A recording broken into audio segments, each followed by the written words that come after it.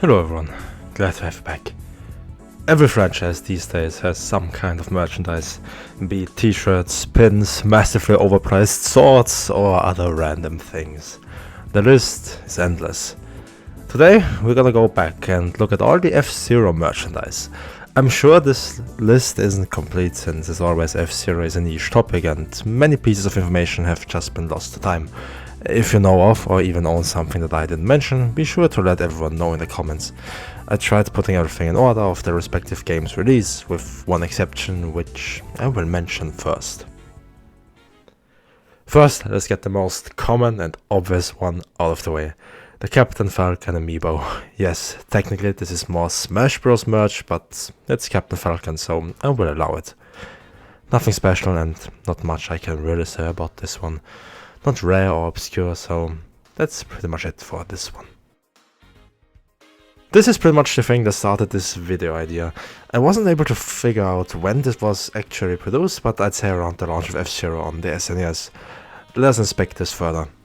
You get pretty much what you expect in the box. A lot of track pieces, the 4 standard machines and instructions. There is some information about the characters in the instructions, but I can't read this, so you have a go I guess. Probably copied info from the game's instruction or non-canon stuff. According to the box, it is possible to build 5 F-Zero tracks with the provided parts. It looks like they are the Night League tracks: Mute City 1, Big Blue, Sand Ocean, Deathwind 1 and Silence. Pretty cool. I found a video on YouTube of someone who has this set, so I highly recommend you to check it out for yourself if you want to see this in action. This is really something interesting. For a long time I didn't even know this existed until I saw it on eBay once and started to research it more. This surely is worth a lot of money, especially since many people probably don't even know this exists. F-Zero X seems to have no official merchandise, at least I couldn't find any. There still is this thing, but I have already talked about this in my last video and I don't know if it really fits into what else I will mention here. This is most likely a bit more well known than other things in this video. In 2001, this small model of the Hot Violet machine was released in Japan with a limited quantity of 15,000. I wasn't able to find out how you were able to get one of those, but if I had to guess, it was probably some kind of pre-order promotion. There are quite a few high-res images of this online, so we can take a good look at it. Not much to say here, it's the Hot Violet, not really a machine I like a lot, but it's alright I guess. I have seen this one sell online once or twice for a reasonable price considering its rarity and slight obscurity, mainly because it's F-Zero. First we have this little thing, an F-Zero GX pin and some memory card stickers. Pretty simple. For such a small thing it goes for quite high prices online. I can understand why the price is so high for this though. I also found this listing which seems legit, but I wasn't able to find any information about it. Maybe some of you can tell me more. I was able to find 2 GX themed t-shirts out there. One of them is this. This is pretty well documented. There is even a post on the F-Zero subreddit about it. According to the original poster and my research, it came from a Nintendo Power subscription from back when GX was released. The second t-shirt is this one. I was able to find a few listings on eBay and a few other obscure sites. I haven't been able to confirm if it's official merch, but I personally think it is. Many pictures I have found are from different sources and they all look the same, so it isn't just a one-off thing that someone made by themselves. There are official shirts in the same style from other Nintendo franchises, so I wouldn't be surprised if this is official. Again, if you know more, please let me know. I also found this cap with the F-Zero GX logo on it. I'd like to believe it is official merch as well. Couldn't find any information on it though. Still an interesting little thing, and would you look at the price tag on that one. There really isn't anything AX related out there since GX merch is basically AX merch. I guess you could count the AX license card, but that's really it. When it comes to merchandising, no F-Zero game even comes close to Cheaper Legend. First, we have the e-reader cards. I already made a video mentioning them and trying to beat the challenges, so watch that if you're interested. The e-reader cards are pretty well documented, most of us should know how they work and what they do. If you don't, then watch one of these videos, you'll find a link in the description.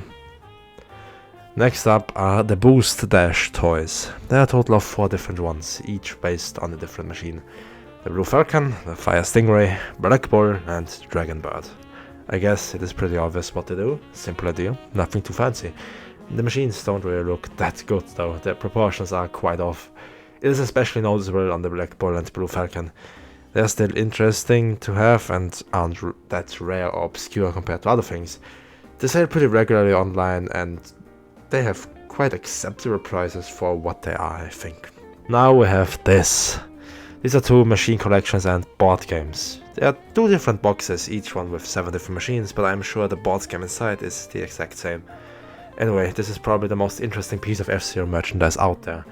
It was an official way of getting some machines as miniatures, which is great, but as with many things, these were limited to Japan only and probably also very low quantities. I personally have been trying to get my hands on one of those 2 sets, but with the value of them currently at around 600 to 700 euros, it isn't an easy purchase, especially for something that just sits on a shelf. Most of you knew about this one already. It's pretty well documented, and even though it is rare, it's something that most of us know about, and I just wanted to mention it here. Now these 2 things are very interesting. At the end of the 49th episode of the F-Zero anime, this was mentioned. 今日の先生のお話は全部本当。その1、10月発売予定の任天堂ゲームボーイアドバンスソフト最新作 F0 クライマックス。その2、番組特製1分の1バート先生人形、監督たちが夜なべして作りました。そしておまけ、ジャック君アイドル時代のアルバムジャケット。First of all, yes, this is a fan translation and I don't know Japanese, so I can't tell if it's correct, but it seems to be accurate. Anyway, first, F-Zero Climax is mentioned and we already know about that one, so let's focus on the other 2 things. The Barge toy and Jack Levin's first album. These 2 things are probably the most obscure things mentioned anywhere, since I was completely unable to find anything except this one mention in the episode itself. Believe me, I searched a lot and I wasn't able to find anything useful. No pictures, no mention anywhere, absolutely nothing.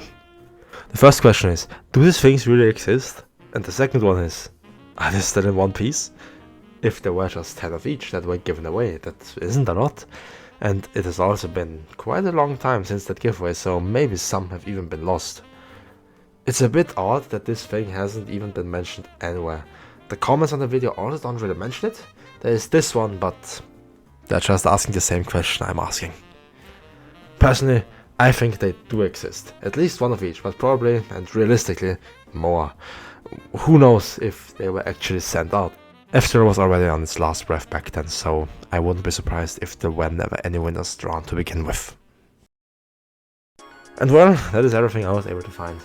Yes, there's still more, like the soundtrack CDs and the guidebooks and this thing, but I'm not too sure if I would count them as merchandise, but hey, at least I mentioned them here, so that's something.